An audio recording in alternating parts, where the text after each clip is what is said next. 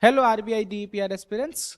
We, the team of Economics and Exam B, are here with a free workshop to guide you for RBI Grade B DEPR exam on 15th March at 7 p.m. Okay?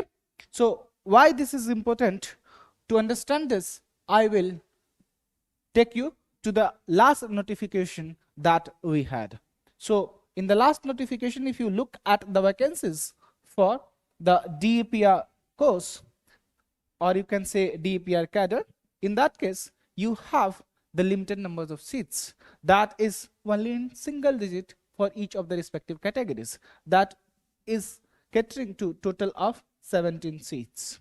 If you look at the seats of UR, that means only 6 seats are there. For EWS, 1 seat. For OBC, 2 seats. For SC, you have 4 seats. For ST, 4 seats, and 4 are backlog. Okay, so this is what you get as a seat matrix. Okay, now I will move to the eligibility criteria. Okay, so if you look at the eligibility for DEPR course, in that case, you must have master's degree completed. Okay, so the students whose result are awaited when the notification comes, then you are not eligible. Before filling up the form, you must have your result. That means mark sheet should be there with you. Okay, so there are the eligibilities if you are the student of economics or finance. Okay, and economics must be principal constituent or finance must be the principal component. Okay, so what does this principal constituent means? Principal constituent means at least half of the total syllabus or curriculum must be from economics or finance. Okay, that is the idea. So suppose if you had 15 papers in your master's degree program, in that case, if 8 papers were related to economics or finance, in that case you are eligible. If you studied total of 7 papers, then you are not eligible. That's the criteria here. Okay, now coming to the age thing.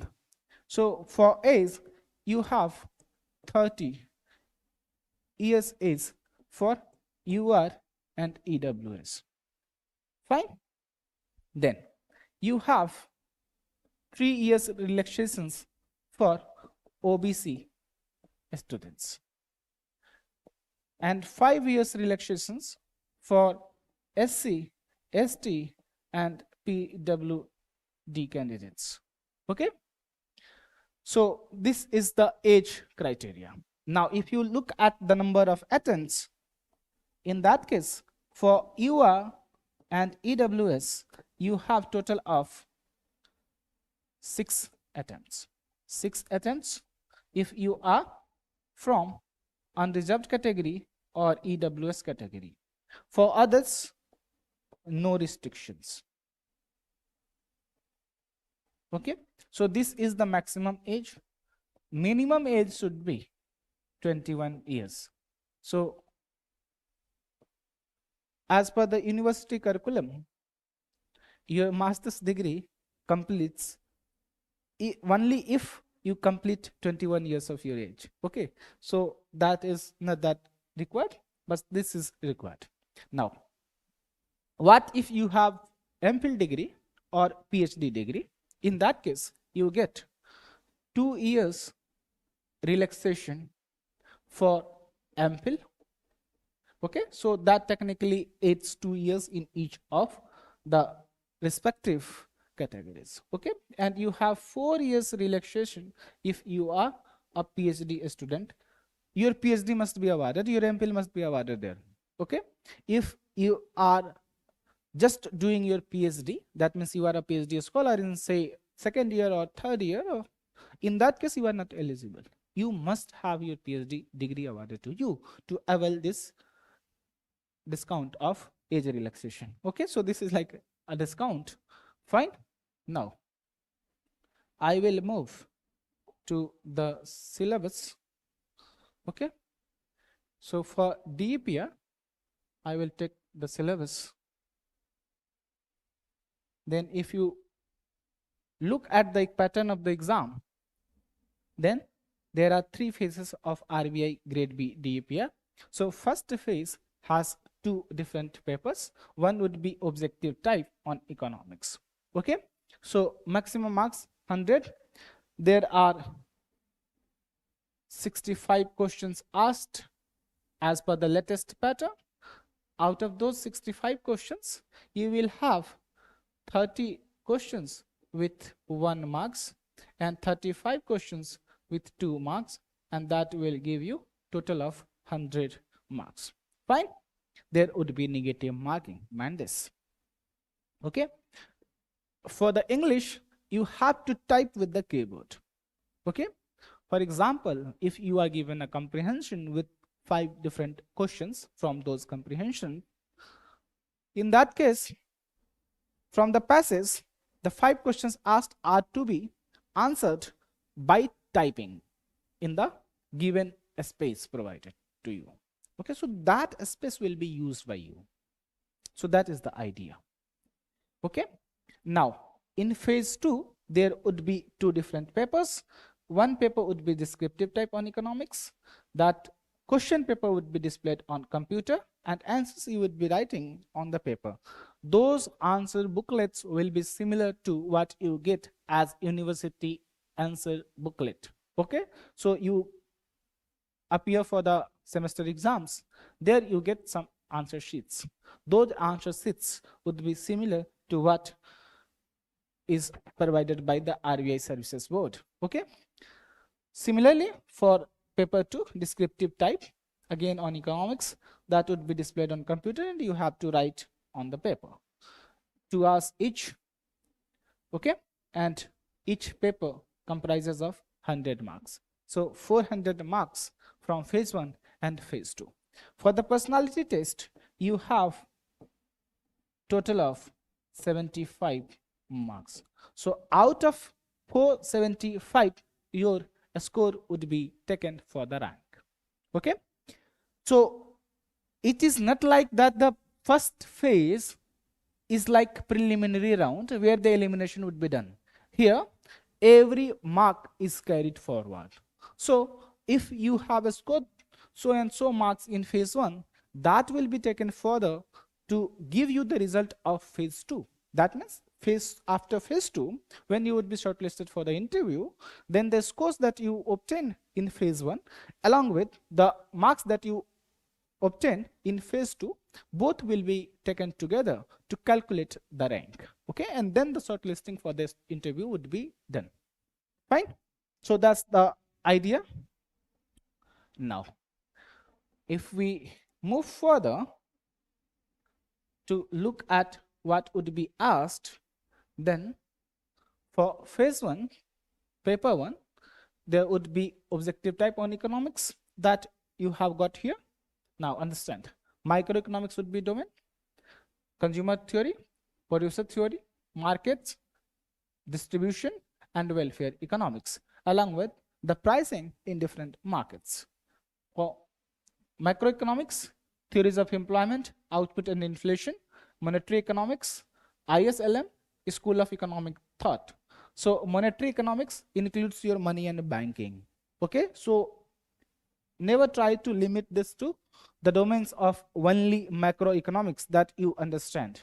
Okay, international economics, theories of international trade, balance of payments, exchange rate models, that means theories along with the applications from the Mundell-Fleming model. So Mundell-Fleming model is very important. Similarly, for growth and development, you have classical, neoclassical approaches. Similar to it, you have public finance. In public finance, your economic survey and budget. These 2 documents are very important. That will be taken in Indian economy part as well. Then comes environmental economics, like green GDP, environmental valuation, and so on.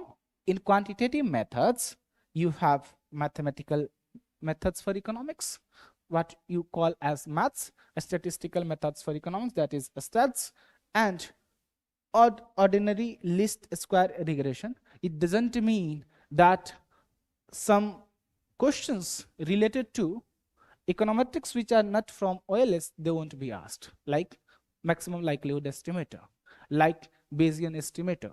Okay, so those will also be asked. These are just for the references. Never ever limit your preparation to only these of the topics.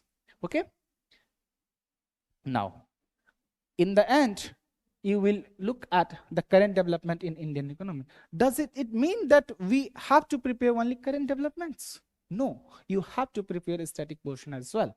Okay, so that is the idea. So if you look at the trends, then you will know that you must prepare for growth trends, inflation trends, poverty, unemployment, and so on. Okay, similarly for phase 1 you have paper 2, that will be for English, and English, those questions we will be giving you as practice in our course. Okay, then moving on to phase 2. For phase 2 you will have the similar syllabus.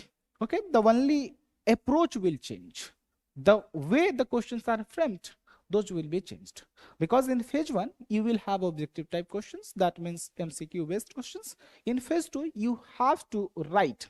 Okay, so you would be sitting like you sit in your semester exams, and then you have the choices among the given questions, and you have to attempt of out of total say 100 marks. Okay, so that's the idea. So never ever limit your preparation to only these questions. Okay, so this is for microeconomics, what I told you there. Then macroeconomics module.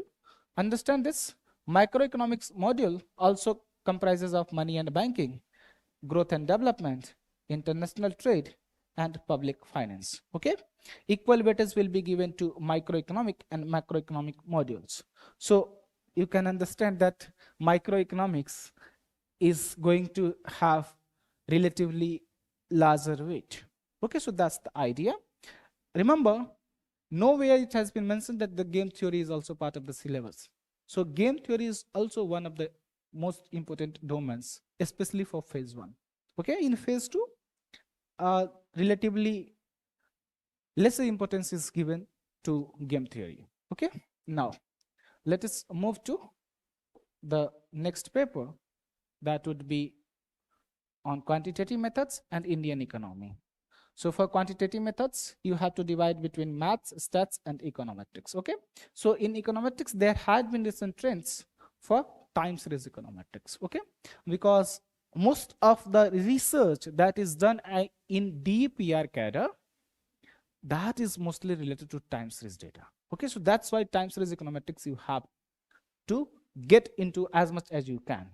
Then basics of Bayesian econometrics. Bayesian econometrics is taken in the advanced econometrics courses. Okay, and basic application of artificial intelligence and machine learning, you know why this is important. Now coming to Indian economy. In Indian economy, you know that the fiscal policy, monetary policy, because these policies are most important. If you don't understand this from money and banking, then you won't understand why the government is pushing for some reforms related to these policies. Okay, so you have to understand the basics first, and then you have to look at the trends. Similarly, you have to look for the developments in the various sectors, especially banking and financial sector.